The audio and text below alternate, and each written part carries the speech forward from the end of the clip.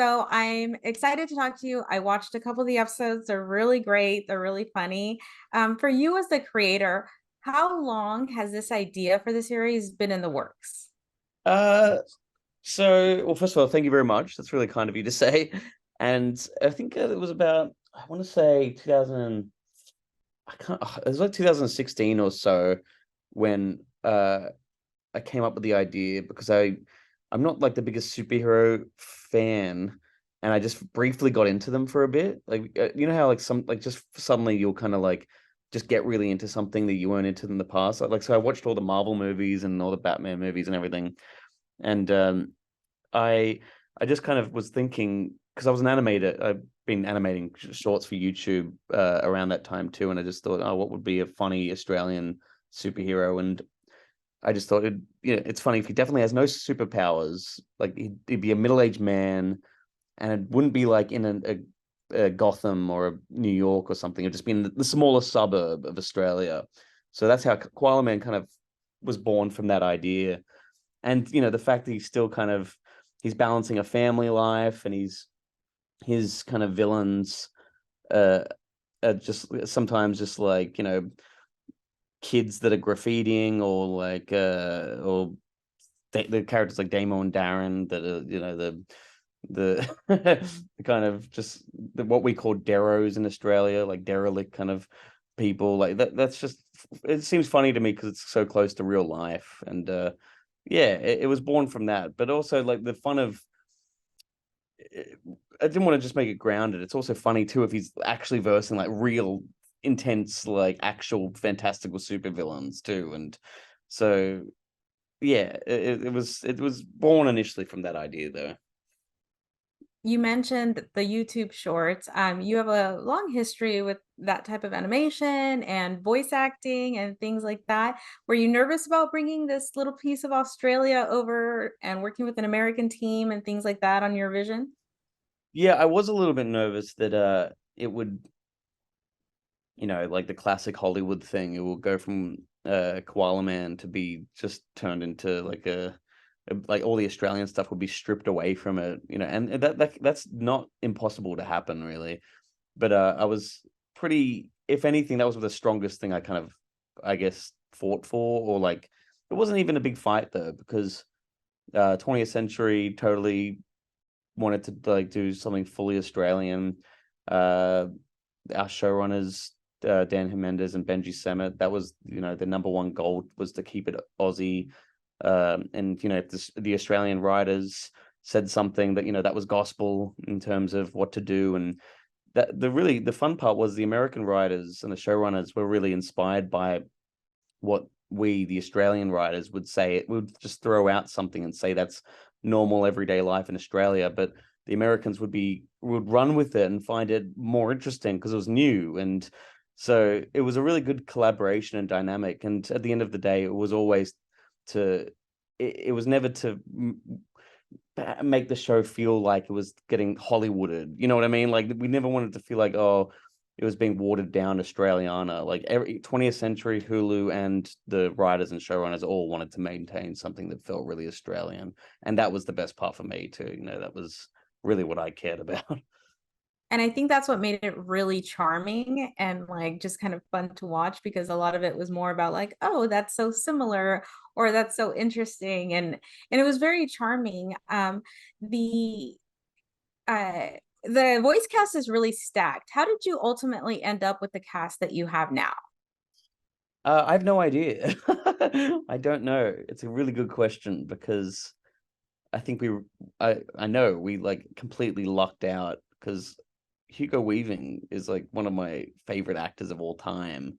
So even getting him to he did various parts, like just like he plays a character, just says like one line that could have been like anyone really, but he came and did it, and he researched one of the characters he plays in the finales, and really put a lot of work into that. And we got Hugh Jackman was incredible, Sarah Snook, Jermaine Clement, uh, yeah, Demi Lardner plays Allison. Like everyone was amazing. Everyone, I think, I think for them, I would hope that having like an Australian animated sitcom for Hulu for American TV, and hopefully it's a bit interesting too because it's got a superhero spin. Was hopefully something unique and fresh for the actors who said yes. So hopefully that is the reason. It was just felt unique and fresh.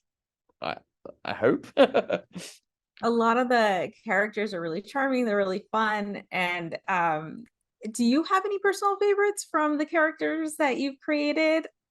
Yeah, I love Big Greg probably the most. Uh, Damo and Darren, I've also like they're characters that I've had for years. I did a short called Siggy Butt Brain in like 2014 or something, and they were the characters in that, and kind of brought them over to Koala Man, and they're always fun to write and do voices for, because they're so gross and grotty, and the stuff they say, I just still can't believe that they're in the Disney universe now, like just because like how Disney and Hulu and everything. So it's great. It's amazing. And yeah, and when it comes to Big Greg, I just think he's a great character, and the relationship with him and Koala Man is really interesting and fun to play around with. And the fact he's voiced by Hugh Jackman,